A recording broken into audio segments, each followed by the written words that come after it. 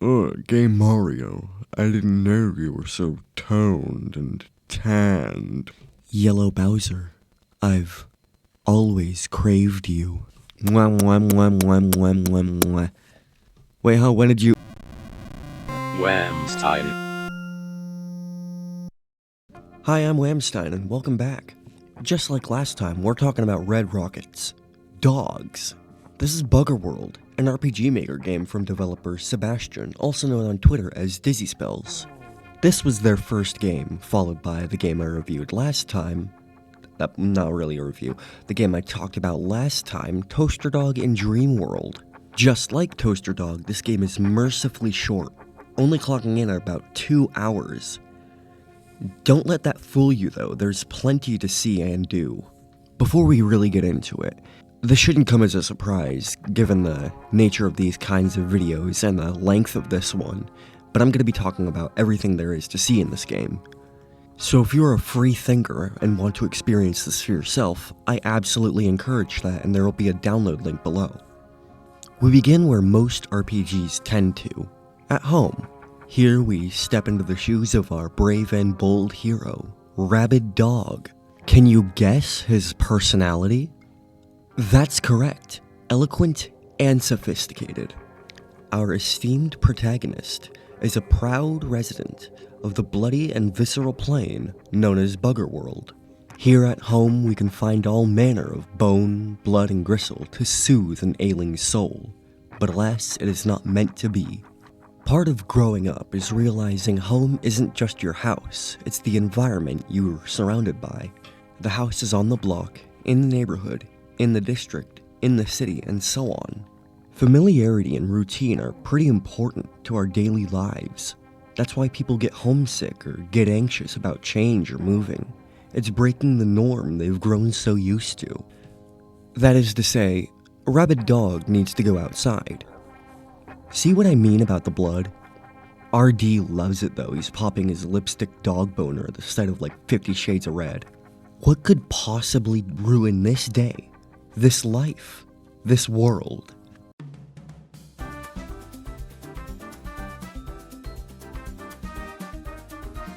Ooh, the answer was the devious clown. Better luck next time. I believe in you, sport. Here's our first lick of combat, and it's weird to compare this to Toaster Dog, seeing as this game came first.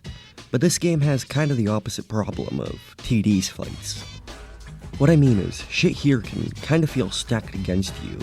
It's not that bad until the end of the game, so for now it feels pretty great actually. I think one of my favorite parts of this game's combat is Rabid Dog not having a separate meter for his special attacks. You've got a way if you want to risk losing that health for some more damage or a status effect or something like that. This also loops back to one of my biggest gripes about Dream World, being that Toaster Dog had borderline no reason to throw out a regular attack. But here, with death hiding behind every skill use, it's useful often enough to just slap the enemy instead of doing something too risky. What about the fight going on though? How is that? Well, it's an introductory fight, it's not that complicated. You're gonna learn to conserve your health and keep in mind everything the enemy is capable of, but you're really not gonna struggle. The most important part of this fight is kicking off the plot and learning how fucking useful Diseased Bite is. You're gonna want that up constantly. Aside from that, there's our first clown oh, come on! Here's our premise now. This clown is from Clown World, and his presence has tainted our home of Buggerworld.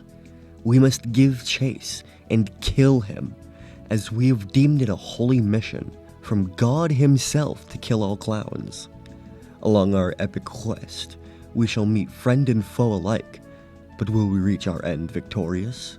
Only time will tell.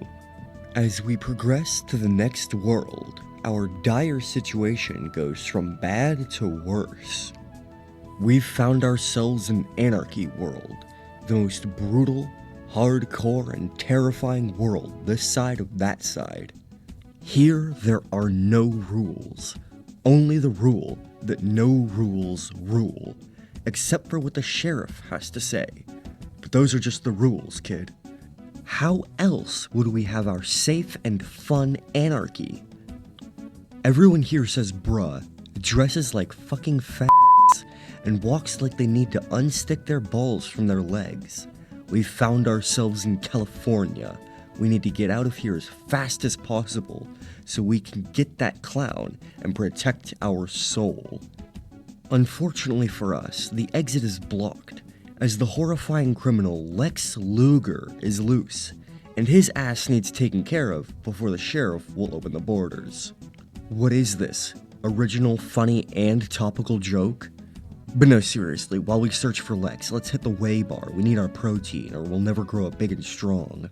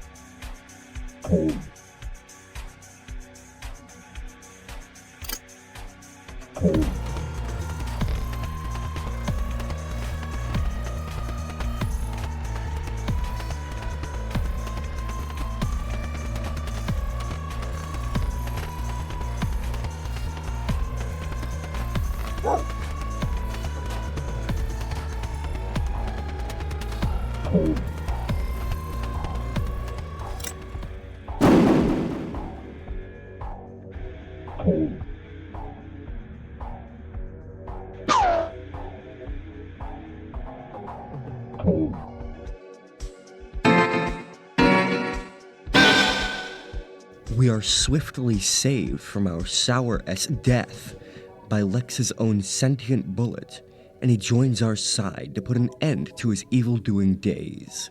This is fight number 2, and we've got a lot more going on here. For starters, we've got a new party member. The bullet, in an act of defying his life-taking fate, is the healer of the group, and he will prove himself to be the strongest link in our chain. Lex is gonna throw his goonies and heavy hits our way constantly. Stack our health being the big DPS resource, and a guy that just takes his turn to undo our self-harm is essential. He also makes combat a little more comfortable by having a buff. It's not completely necessary at all times, but any advantage is worth taking, and it's gonna come in clutch later. Other than that, it's not complex. We're still at a stage in the game where we're learning, and they're not gonna throw us in the deep end when we just got a new party member, right? Throw out your heavy hitters and make sure to watch your health. Pop a whey drink if you feel you need it, and it'll be over before you know it.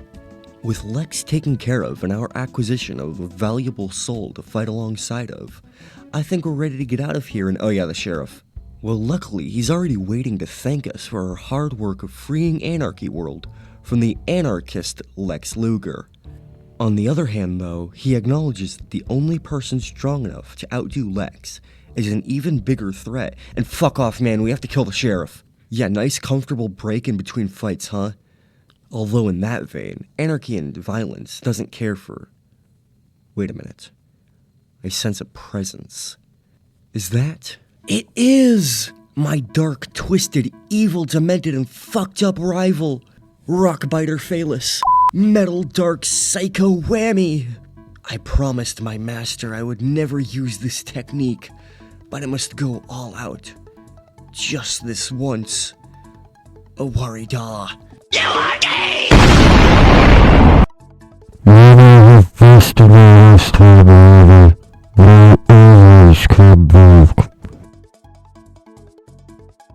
Where were we? Okay, yeah, so the next fight is almost immediately after Lex, but that's no problem. We've got to hang on this now, don't we? Well, first off, this scary, scary man doesn't have sex. He fucks. And he's gonna fuck hard. And fuck deep.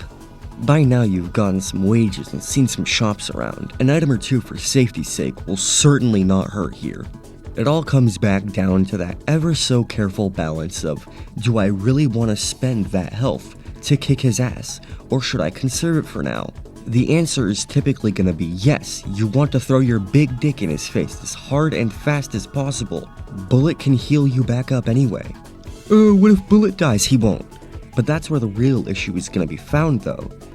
You can be as flippant as you want as long as Bullet has SP, but once he runs out of that, you need to be careful, at least until he recovers it. Like I said, an item or two here is really going to help you out in the long run. He holds his own in damage too, but the heal is just so good you can't pass it up. Keep Syphilis Chomp on lock and keep an eye on your health, and you shouldn't have too big of an issue, but we're ramping up fast and it's not going to slow down anytime soon. Hey, did that guy remind you of anyone? Nah, must have been the wind. We've got a clown to annihilate, let's keep moving. There's a little bit of a lull here as we transition to the next area, so let me take some time to talk to you about some bullshit. Hi. You get around often? Give me a second, I need to think what to say. Hawk 2. For a finished game that's the same length as the demo that follows it up, there's a lot to love about Buggerworld. I'm particularly fond of how dense each area feels, despite being within the constraints of RPG Maker, not very a robust system. Anarchy World is just like 3 or 4 screens, but there's dweebs to talk to, jokes to be told, and shit to see before you engage with any kind of progression.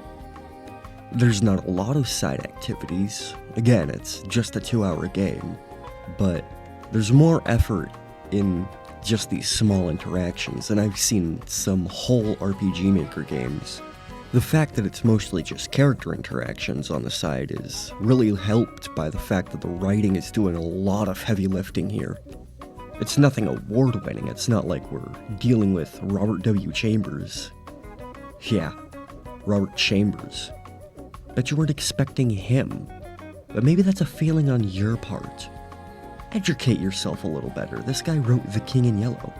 That's a pretty popular story, but you wouldn't know anything about that, huh? Not every NPC you run across in Buggerworld feels deep and complex, but it's not trying to be. Everyone feels distinct from one another, and since this whole package is so short and sweet, we can't really dig any further than anyone can handle. Seeing as he's our protagonist, Rabid Dog is obviously the most developed of the cast. He's fiercely loyal to his homeworld and is unwaveringly faithful to God. Whether this is some kind of made-up fictional god or the real Judeo-Christian god, we can't know. Any boon, any luck, any fortunate moment, that was God. Yahweh himself stepped down and said, "Hey there, my hicking wholesome 100 pupper. Can you pet the dog? Borking dog? Let me bork the epic awesome sauce pupper on his sissy clitty. Am I the asshole for sissifying my borking doggo? Am I the asshole for cucking my dog by fucking the bullet for his BBC, big bullet cock? Am I the God and Rabid Dog are tight though. The bullet coming to our side was pretty miraculous, and we're yet to see the extent of it too. We're going to enact the rapture on the clowns. They defiled our home by, existing in it, and if there's anything God hates, it's an unworthy tribe inhabiting the Holy Land. Speaking of the clowns, we've only met one, and aside from RD, they're probably the most developed, but that's not a surprise. Our whole quest revolves around fucking eradicating them. Won't spoil all their shtick yet, but they bring me to a discussion on art direction. You like looking at video games? Unless you're blind or have no soul, I bet you spent at least a little bit of time in games just looking around at what there is. Like, sometimes it's just nice to absorb the atmosphere, and for me, the key factor is usually the stylization. If that can't draw me in, then I probably won't care about the world. Like, I don't play games trying to push realism hard because it doesn't feel like it's its own thing. They want a wow factor that'll disappear in a month. Luckily, Buggerworld oozes that good that I crave. There's a lot to love about the visuals. Let's start with my only gripe, slightly. Environments can be a little empty, and Toaster Dog has better character portraits, but that's not fair, it came later. A game that I would compare it to for good environments is Black Souls 2. I've sunk many hours into Black Souls 2, and despite only being made in RPG Maker as well, I'm still finding all kinds of secrets and quests and things I've never seen before. I think, objectively, Black Souls 2 also kind of looks better, but I'm pretty sure it's using a lot of pre-made assets, so that's not really fair. If they are all pre-made assets in that sense, though, it is very clever use. I think the one advantage Buggerworld does carry is that it messes with the grid-based structure of placement.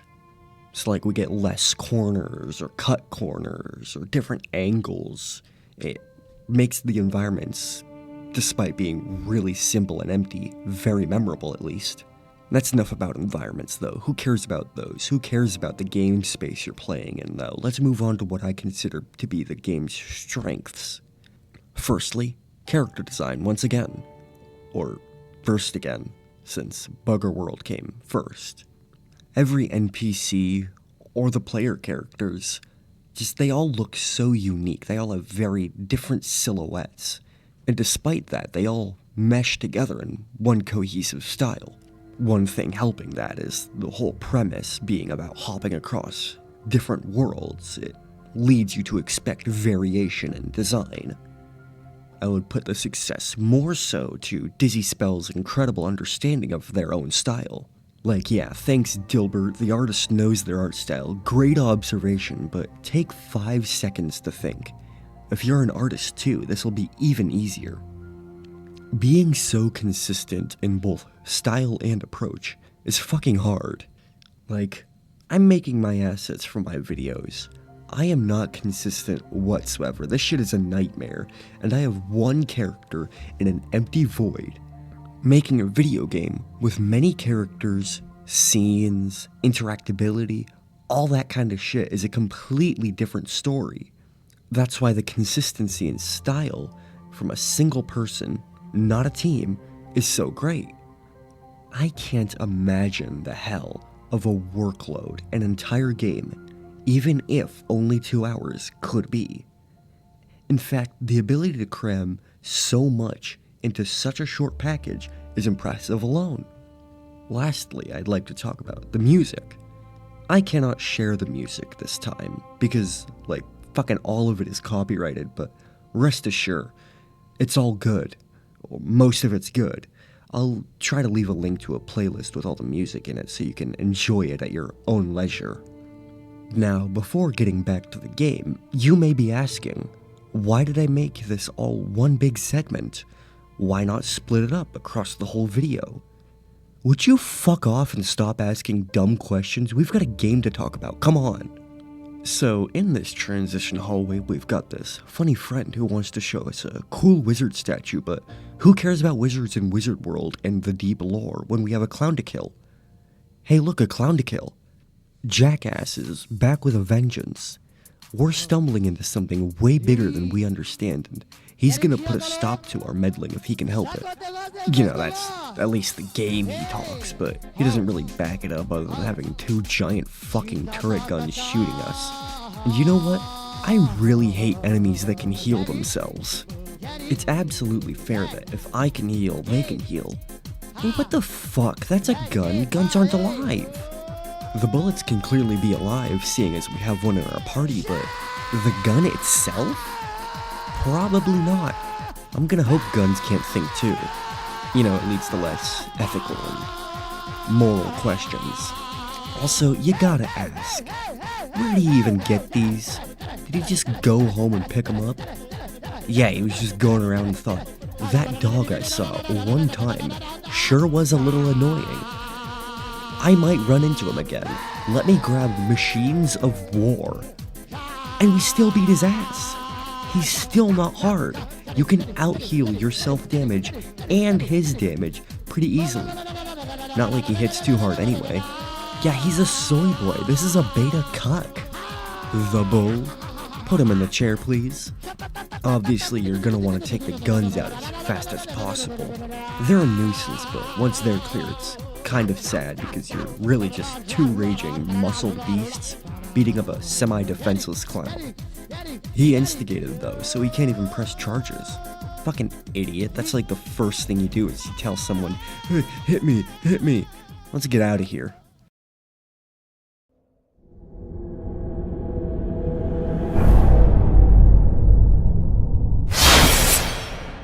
Dark Souls 2 is the black sheep of the Souls series, and that's not for no reason. It has some really standout bad ideas in it, and it's the only one I don't go back and play.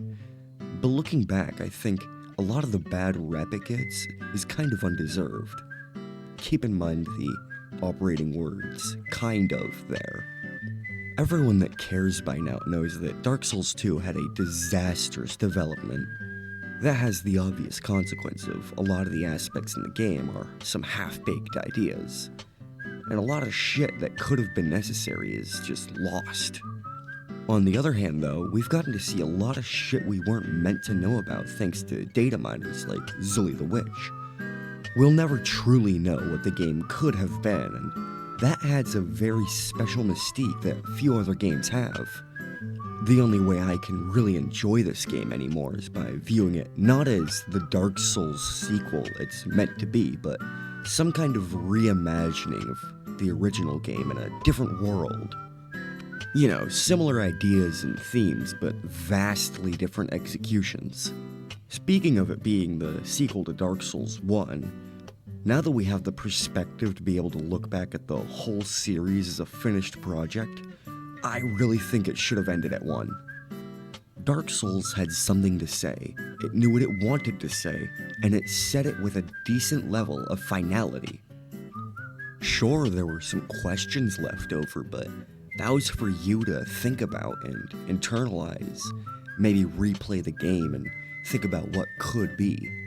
Most games that don't get sequels are designed like that. There's an open air left. Oh well, we don't get to see the rest of the world. That's just that. And in retrospect, a lot of the questions that we are left with for Dark Souls were added in the sequels. It wasn't 1. 1 knew where it ended. 2 and 3 kind of just came in and kept adding shit that retroactively made 1 a completely different experience. There's new context and shit that really wasn't meant to be there and shouldn't be. Like, hey, why is Ornstein everywhere? Why is the world in a cycle of light, dark, and dragons? Why the fuck did Gwyn build a city for the fucking pygmies? Is he retarded? But that's kind of why I like 2's setting and shit. You can view this mostly as standalone if you ignore that the big bosses have the Lord Souls for some fucking reason. It's still not fun to sit down and play. Adaptability is fucking stupid, and anyone that defends ADP are a disingenuous liar, judge it based on what it is, not the ideal stat it could have been, stupid fucks. But no, yeah, I love the world. Module is kind of a lesser hub than Firelink, but it's not as fucked as 3 in that regard. My only world gripe is the same one you've heard a million times. The layout of areas makes no sense, and following up Dark Souls' insane interconnectivity and world knowledge, that's pretty disappointing, but I can get over it. Can't get over those bosses and enemies though, that's why I don't replay it. There's an actual game to play beyond a pretty cool world, and I just do not jive with it.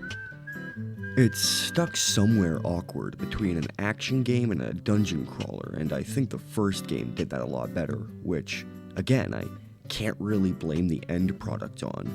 Rocky development, you know? Dark Souls 2 had a rough transition to 3D. I can give the game a little credit. How do you follow up a game where a lot of the fanbase jumped on because it was advertised with video game hard? You make a game that's harder, even when it's not fair and doesn't make sense. Wait a minute, this game fucking sucks.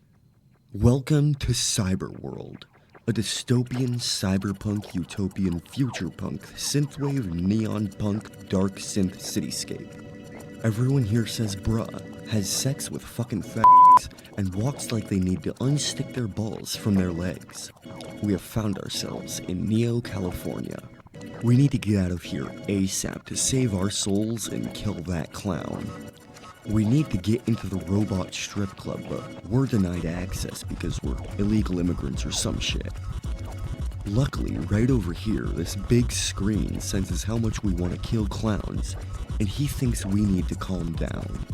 So he gives us a one free gasket job coupon. Now we get to oogle at some clankers.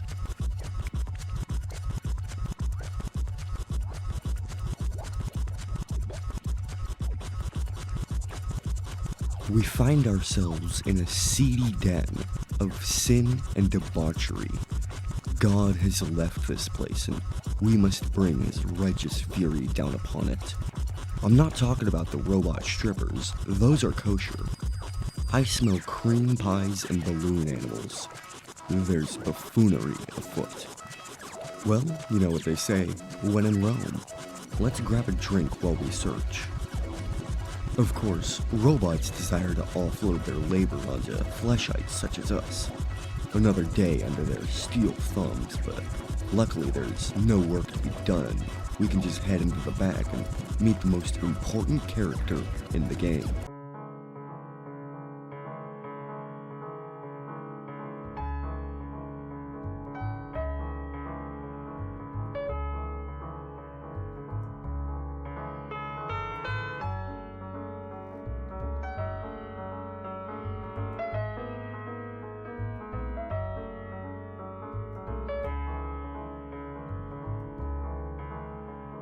This story begins in another time, another world.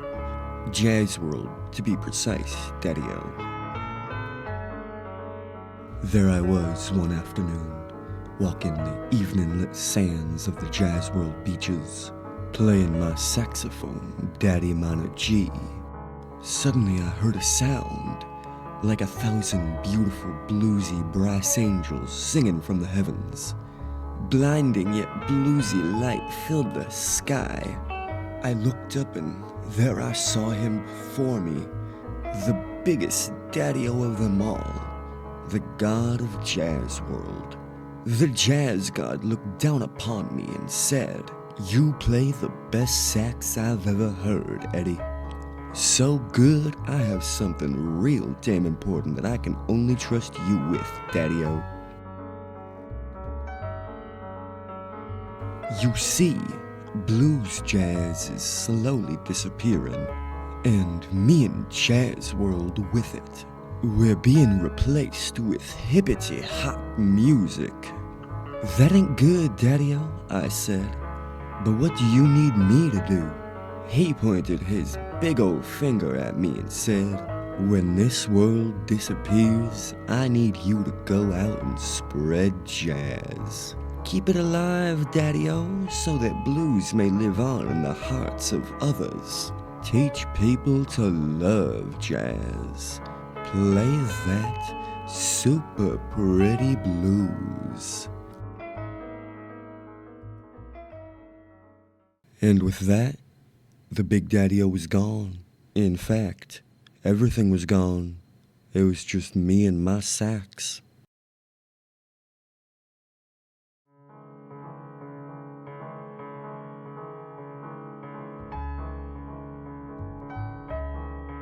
Very touching, very emotional, very jazzy. We will be sure to echo his message across the stars and all the worlds, so every free soul can note that there are other bluesy cats out there, Daddy-o. After being given the most important of quests, we move on up and hark! A shrill cry for aid pierceth the cold air between here and afar. With great haste we arrive to find two ruffians manhandling a poor robot. We must save him and put these nightmarish funnymen to rest at once. We've attained a new party member, and by God it's now a good time because we've got two brand new clowns to destroy. We've got Tommy, like the gun, and Smith, like the gun. This fight is when things go from manageable to real shit. We're talking good damage spreads, 2 targets, healing, and when one goes down, the other gets stronger. But don't let that ruin the party. The biggest thing standing in our way is the fact that there's 2 of these knuckleheads. If you keep your wits about you, it shouldn't be too bad. 00 is really useful for spreading out the damage and Rabid dog is better on that single target shit. For now, at least. I assume you know by now, but the big strategy is just keep your meters high and theirs low. This is basic math, that's all these fights are. I know you've got it in you, champ. And with that, we can finally add a point to the clown kill count board. Looky there. Getting fancy now. We're moving up in the world, yeah. Smith squirts his pussy out about how much he hates us for killing his stupid fucking friend that had a gun and still lost to an unarmed bullet, a regular pit bull, and the ultimate icon of masculinity, a robot femboy. Speaking of, we officially join forces with 00 in the hopes we can put an end to all this tomfoolery and wanton mischief. We must now make our way to the bot factory where they manufacture bots. You know, that's a really odd thing to me, that these are living sentient beings and they're built in a factory they can just fucking walk to. Like, it's gotta be weird or upsetting on some level knowing that, in your heart, you aren't really free and your very existence is a luxury granted to you as long as you're useful. But then again, we're people of the flesh and this really isn't our problem, and I'm out of line for even considering the hardships that a lugnut American might face in our society. Here in the factory, we meet a man with a big hand. Here in the factory, we can see what the clowns are doing in this world, building a big army of free thinkers, presumably for some kind of violent uprising. Also, Smith has a tank now. You know, despite the fact that he's in a giant armored vehicle, has an entire armory on his side, and takes 2 actions per turn, I think I had an easier time with this fight than the last. Really, I believe it all comes down to there only being one person to take out. So like 00's knee missiles aren't gonna be spreading out, and overall, really, the damage is all being concentrated in one spot. You really don't have to consider, hey, what if this other guy does this or that? You see the big guy? Hit him enough times and he's probably gonna die. That isn't saying he can't fight back. Smith's got a lot of firepower he's working with. I mean, damn, have you ever tried having a dog fight a tank? It usually doesn't look so pretty for the dog. Even though, in theory, he has the overwhelming advantage against our Cro-Magnon grug brains, we kick his ass because, hey, what are clowns for after all other than a good old violent and gruesome death? Update that kill count, baby, we're moving fast now. Up ahead, we find a lab, which gives us access to the secret underground evil facility where all of these dark machinations have been birthed from. Great spot for world domination. I mean, take for example if Ford one day went, hey, we're gonna make mechs now and erase anyone that stands in our way. I don't know about you, but that's pretty plausible to me. I certainly wouldn't fight back. Moving downstairs, I forgot to mention him up till now, but we meet a guy that's been with us this whole time. Meet the traveling stranger. He's pretty much just here for exposition and to be mysterious. At least for now. Even further ahead, and what good, dark, twisted underground operation doesn't have twin robot bunny boy guards in my fucking god? Can I just say, I'm a big fan of noise music, EDM, anything that's harsh sounding, but I fucking hate Miro's Day at Disneyland. And I don't mean any hate to them specifically, but I have gone my whole life being surrounded by this fucking music in some form or another, and it has worn me down like a rock in the sea. Like, I get made fun of for liking gore shit, but at least they made Fine Night. Fine Night is great, you should go listen to it. Did I even mention why this is relevant? These two brats have another Nero's Day song as their fight theme, which, you know, thanks, if the Danny Brown wasn't gonna make me cut the music, this would. Fucking Danny Brown is good, why not put more good copyrighted music in, goddammit? Instead, this just gives me an excuse to put in shit I really like throughout the video while I ramble like an asshole. Oh yeah, the Rabbit Boys are attacking. In my extensive research of watching like 2 or 3 other people play this game a couple years ago, this fight seems to be the biggest jump in difficulty yet, but I really don't have a problem. I've seen guys go on like generational runs, real LeBrons of Buggerworld, and they get to the twink fight and fumble harder than some guy that fumbled pretty bad. Really, I think it comes down to being the last actual knowledge check. This shit is here to test if you know what you're doing, because after here you're gonna get throttled like no tomorrow. This is the warning shot. We've got new abilities. I hope you've been hungry, because now we can drop a nuke with RD. A party-wide heal for bullets. Very useful, but not always the best option, of course. And Double O gets an armor-piercing shot. I didn't find it as useful as the knee grenades, but it does come in handy, as all good skills should. Speaking of, I really like that about this game, that there's not too many skills that you get overwhelmed, but what is there is balanced enough to still see use when the time calls for it. Like, think from a meathead's perspective going into an RPG. You want as much damage output as possible with the least brain effort. But you put love and time into making this game, and you want them to put in that brain effort, right? This is the solution. Small moves list. Not too much thinking. But there's still moments where an enemy might have armor up and won't take as much damage. Mungo want big damage. Use charge shot and now Mungo and you are both happy. That's a really important aspect of game design too, is that compromise. Like, I'm sure you don't go into making an RPG to make it user-friendly, you know? You want big monsters and epic heroes and shit, but if you want people to get to those points, you gotta make it so they're comfortable. For the most part, at least, there are those special cases of absolute psychosis where you drop in with no context. Sink or swim, God yells from above, and by God you swim. But Buggerworld isn't that kind of game. It's surprisingly user-friendly for someone's first game. At least for me it is. Clearly some people can't handle two bunny boys. More for me, I guess. Now with them out of the way, we can get back to our regularly scheduled Total Clown Death. Here we learn just a little bit more of what's going on. Specifically why there are militant clowns doing hostile takeovers. They're being promised unlimited power in return for furthering the plans of the big dingus on screen. This apparently isn't going too well for them, partially because our party is so dominant and powerful. Maybe you shouldn't put all your trust in fucking clowns. Speaking of, Funny Boy has one more chance, and lucky for us, we're on a legendary run of clown killing. How about we do this one more time?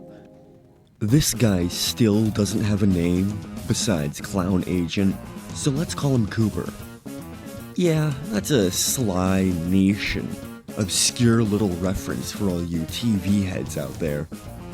Cooper finally puts up a decent fight here, armed to the teeth, done with our shit, and with his boss watching, there's a lot at stake. On our side, though, we've been chasing his ass across multiple worlds now, and we've put two of his buddies in the grave.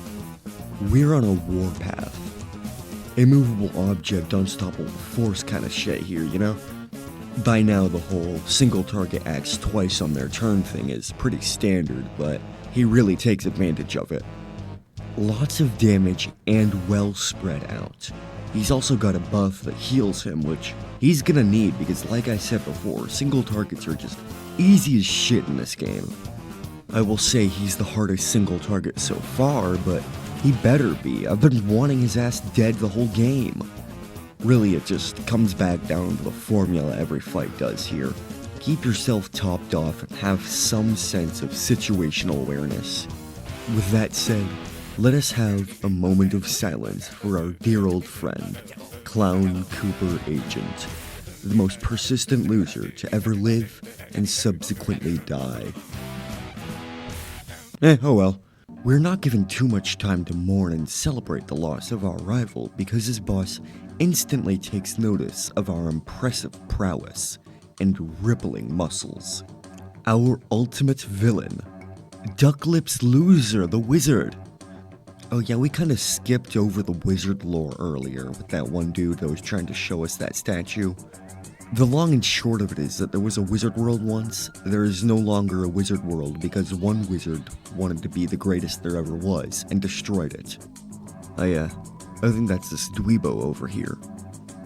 But no, jokes aside, he's like completely capable of killing us if he feels like it. That's hashtag relatable, am I right? We've all been threatened with our very existence before, I'm sure. He offers us up a job to replace his now irrelevant peons. And due to our overwhelming swag, we decline, for we derive our power from God, and not his pagan magics. Fucking pussy. You know what they say though, never deny a big-lipped alligator when he offers you to be by his side to enact world domination.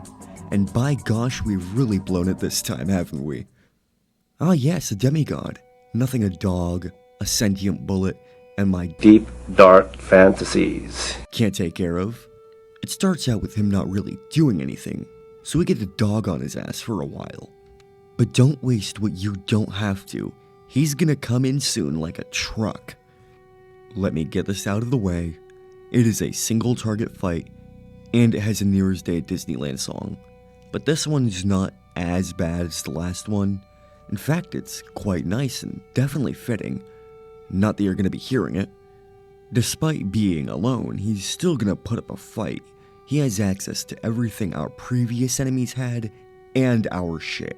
All renamed some Hebrew mumbo-jumbo. Volume detected. Ah! This fight itself isn't that bad. Just a test of your ability to react to any and all situations.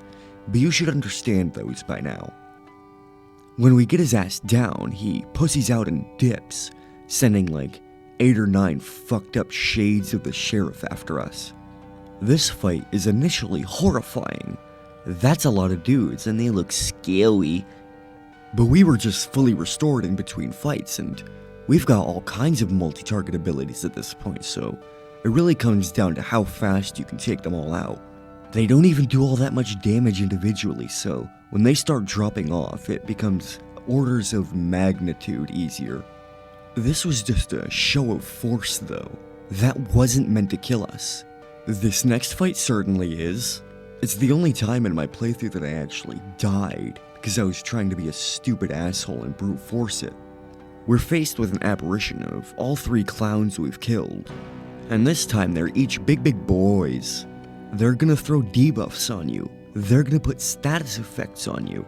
They're gonna hit like a freighter, heal themselves, and buff up, and all you can do is respond in kind.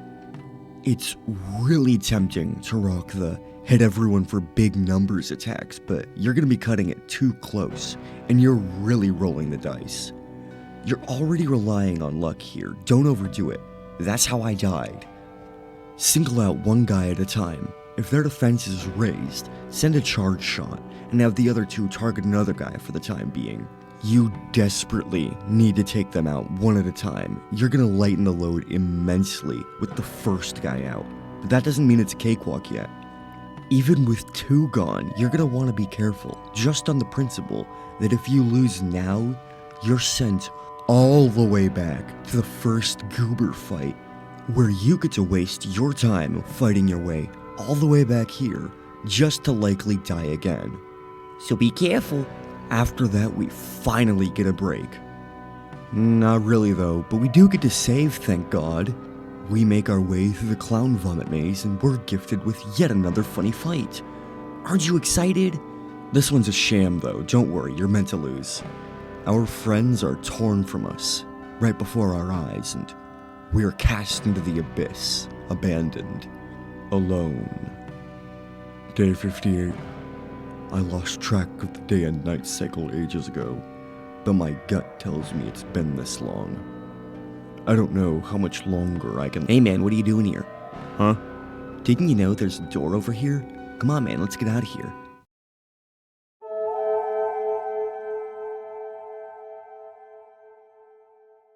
The funny sombrero man has made us invincible in red. Let's go kill a wizard. This one's interesting because, by all means, we have the upper hand now. but we're not off the hook. I'd say this is maybe the best fight in the game, and for our final boss, it damn well better be. Our new 1-2 punch cycle is all about keeping our buff up, nuking this guy's ass, and if we're a spot too low, we drink his blood. Funny Man is gonna fake us out a handful of times and explain how, despite the fact we're kicking his ribcage in, we're missing out on his deal for unlimited power. Just keep up what you're doing and eventually he'll reveal his cube. Fucking pervert. Using the cube, he plans to really kill us this time. He promises he'll do it this time. He's not joking. Just smack it out of his hands and, oh no, it broke. What? Is the baby gonna fucking cry? What? Using the fervor of God, we sentence his ass to the island for all eternity.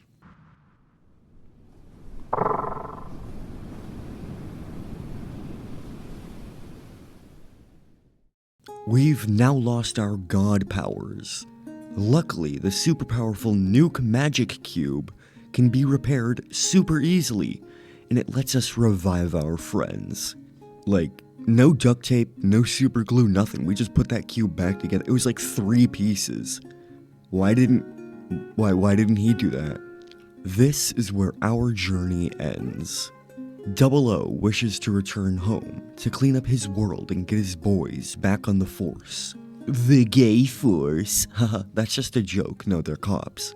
And Bullet wishes to travel the world and do good for others, as we have done for him. As for our rabid dog, we'll simply return home, content with a simple day of saving all worlds, but most importantly, the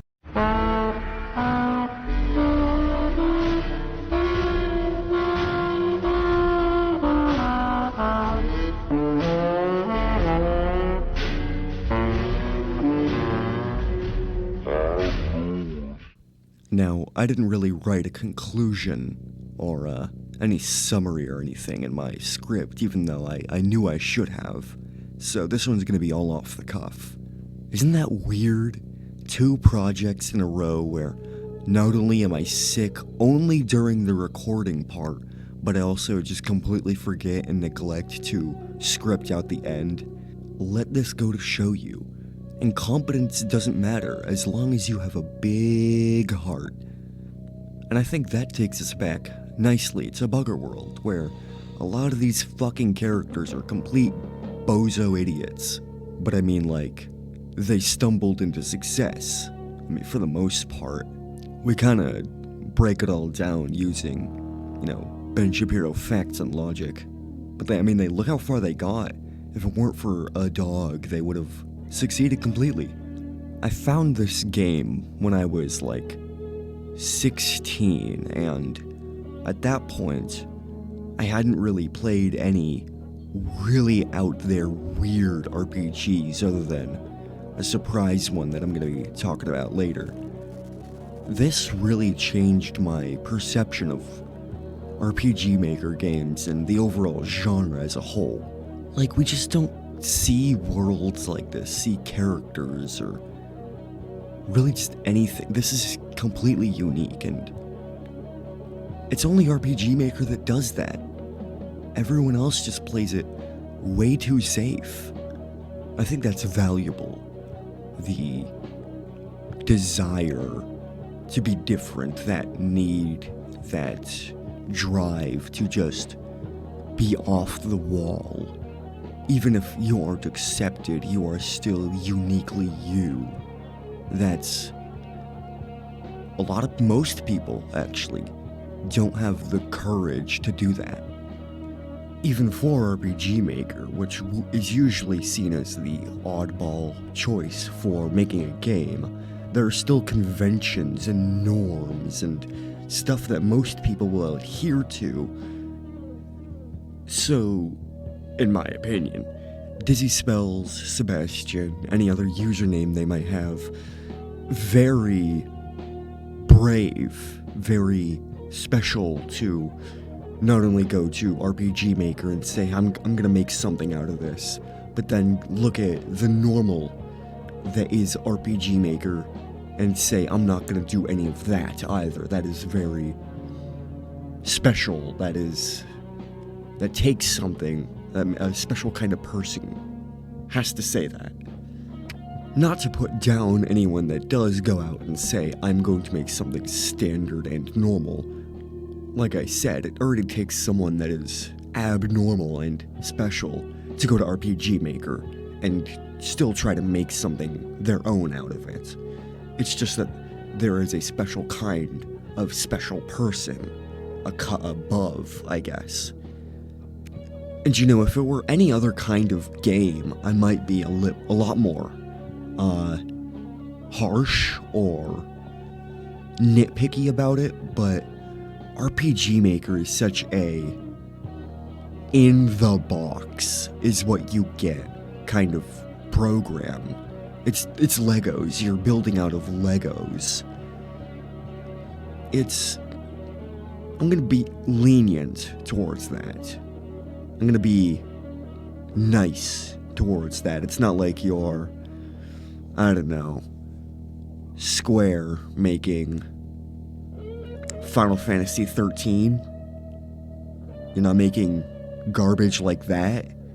Now here's where I might go deeper into the concepts and high IQ ideas that Buggerworld has, but I don't really see anything here.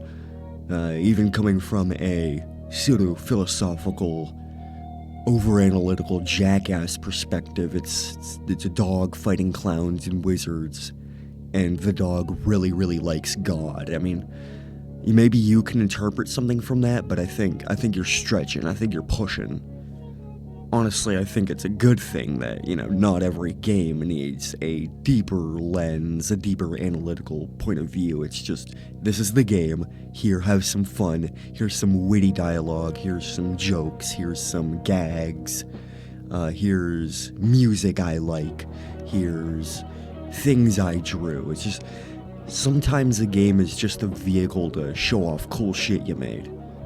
Now that I'm done with both Sebastian Dizzy Spell games, I really do hope that, first, Toaster Dog gets finished, but I also just in general hope that they do more games. I hope they broaden their horizons. Just make some more shit. I love it. I'm here for it. I'll eat it. Make me pay $50 and I will. I'll drop the money on it. Because at least I can guarantee now that I've gone through these games, I can guarantee to myself there is something here for me. You know, and that's all she wrote. For at least for this time, you know. I highly recommend you check this game out and Toaster Dog. I will leave a link to Sebastian's Itch.io page. Yeah, Itch.io page in the description. And I hope to see you next time when we delve deep into the corporate underbelly of Suits, a business RPG.